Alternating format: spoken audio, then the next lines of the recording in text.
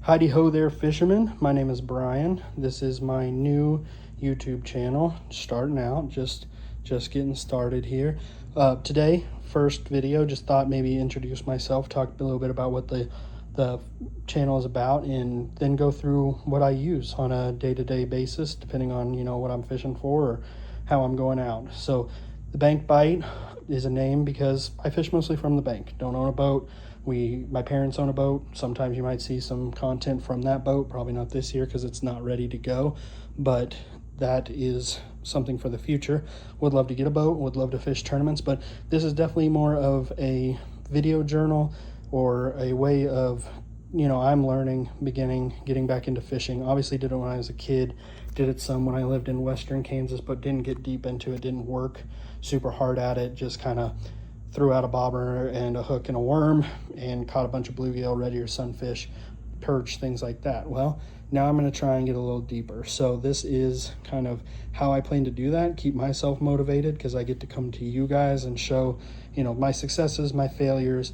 I'm not going to shy away. I might record an hour worth of being on the bank and not catch anything. Well, that makes for a boring video, but you know, sometimes, you know, I'll talk through technique or things that I'm doing. So then I'm obviously learning alongside everybody else. So I, you know, read articles, read magazines, things like that, and then I go out and I try and do it. So again, this is the channel. It is super fun, just trying to, you know, make my hobby have a little bit more to it than just going and sitting on a bank and nobody knowing what I'm doing or seeing what I'm doing. So any questions or suggestions, put them in the comments as the video goes along.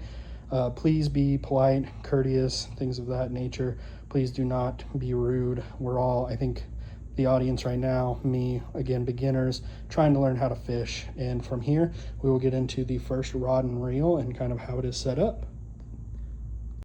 Okay, so rod number one that I own, that I use, is this ultra light H20X, which is the Academy Sports and Outdoors brand of fishing pole. 6-pound test line on there, just regular. It came with the line on it, so I did not do anything fancy, put new line on it, anything like that. What I like to do with this rod is fish for crappie, panfish. Just throw it out there, let the bobber, the float sit out there, move up and down with the current, with the waves. You'll notice right here you've got a jig head with an electric chicken, Bobby Garland shad with a little hook, jig head hook through there. It is tied on with a loop, which is right there, so that the bait can kind of just float in the current underneath the water, things of that nature. Up a little further here you have the float, which down here on the bottom here is the float, which is set there with a bobber stop, so it cannot, I can set the depth of how deep I want it to be going down to the jig head, and then it just floats up and down. There's a little bead so that the top portion of the float does not get stuck on this top bobber stop, this red one up here. Again, 6-pound test line. It's super light. I don't throw anything that I reel back in. I put a little bit of worm on the end of that jig hook there just to give it a little bit of motion under the water so that the fish are a little more enticed to bite it. And then the, you know, kind of fabric or felt grips there, not my favorite, but for a rod at Academy, which I will link all of the equipment that I show you, at least the over presiding stuff like tackle boxes and any gear kits and stuff like that that I have, I will attach in the description so you can go and check them out. Again, this is the Academy Sports and Outdoors just brand, and I've caught a few panfish on it already, a couple bluegill, a couple red-eared sunfish, and they have it's worked really well. Makes it a little more fun. Just, you know, you throw out like a big rod or something, like a heavy rod or a medium heavy, and catching the panfish just seems a little easy because you can just continuously reel. This one has a little more action. They fight back a little more, and it makes it a little more interesting. So that is fishing rod number one.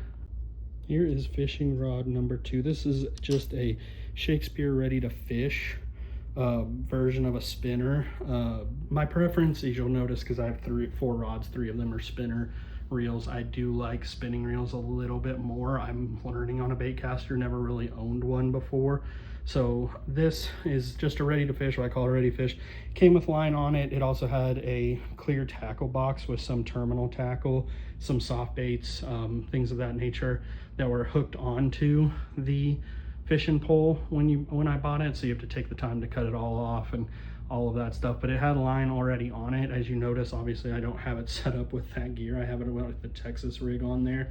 Little green pumpkin with red, or keep saying green pumpkin, a watermelon Senko worm with red flake in there, the bead, the bullet weight, tied directly onto the hook, no swivel, anything of that nature.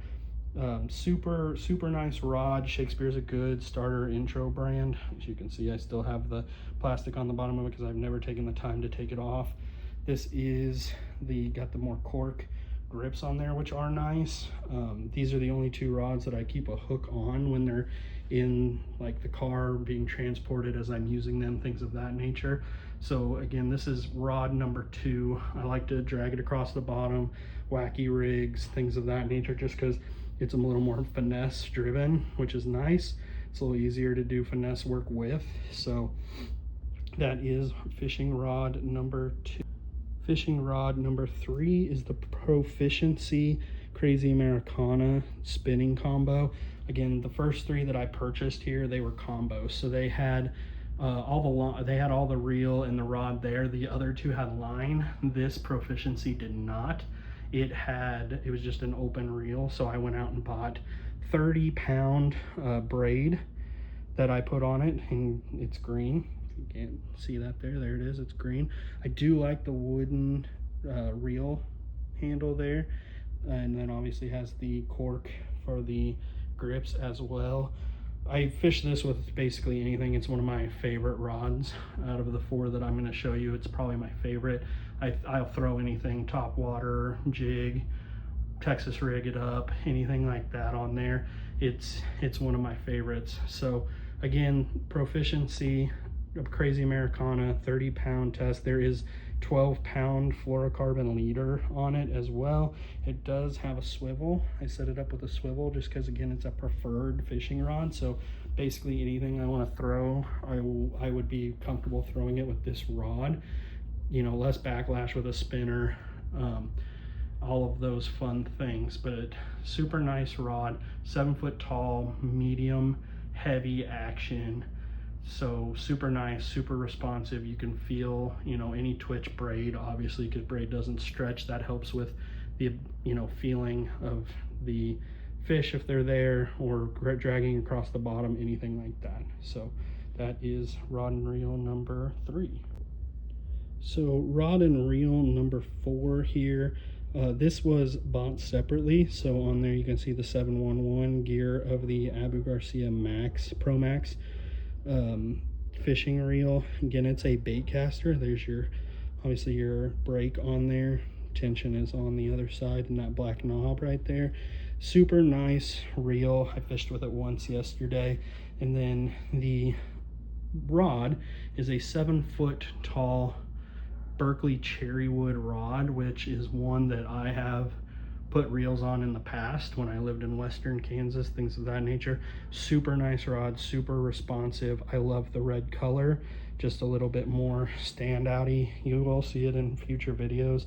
Obviously, bait caster, I'm more comfortable throwing spinners, crankbaits, things of that on there, just because I don't necessarily feel as though they're the best when you finesse, like when you're trying to, you know, throw a jig, things of that nature. I will probably throw top water with this one as well, but that is the Berkely Cherrywood with the Garcia Pro Max. I can zoom out here a little bit. You can kind of see like how big it really is. Like I said, it's 7 foot, medium heavy action as well.